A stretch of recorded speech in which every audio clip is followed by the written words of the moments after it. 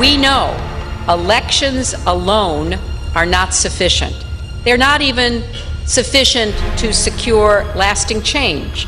So we also must work together to support the institutions of good governance, the rule of law and an independent judiciary, transparency and a free press, strong political parties, protection for the rights of minorities, and more, because those, indeed, are the building blocks of a true democracy.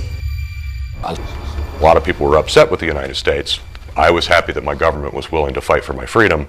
I just decided that I was going to choose a different path and I was going to stay and face the charges and stay with my Egyptian colleagues.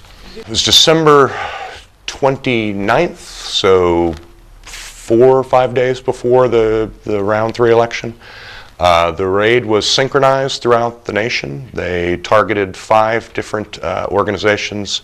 17 offices were all hit simultaneously. They came with commandos and no warrant or no explanation. I am charged with managing an illegal NGO and illegally receiving foreign funds. I'm not guilty of either of those counts. Number one, I didn't manage the NGO. I was a member of the staff, I was a teacher. Between me and the international office, I had like 4 bosses between me.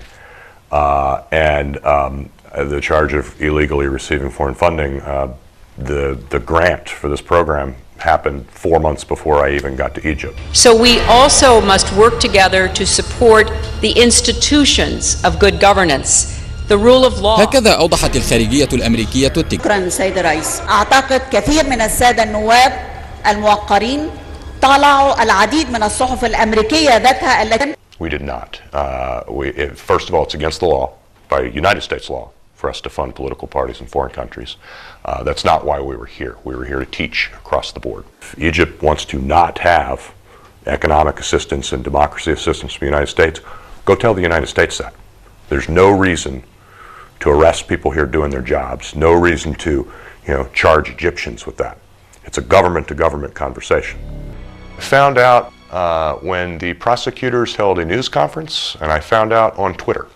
There was a reporter that was at the news conference that was tweeting out the names, and I was actually at the time in a meeting with 4 members of parliament at their request, but one of the state media outlets printed all of our addresses. And at another point I did get some phone calls on my phone with some threats of bodily harm and death, etc. I just, Actions can have consequences for our relationship, including with regard to our assistance program. That is not what we want. We need to resolve this issue now. من مقر السفارة الأمريكية بالقاهرة ومن محل إقامتهم انطلق 17 من المتهمين في القضية المعروفة بالتمويل الأجنبي مغادرين الأراضي المصرية.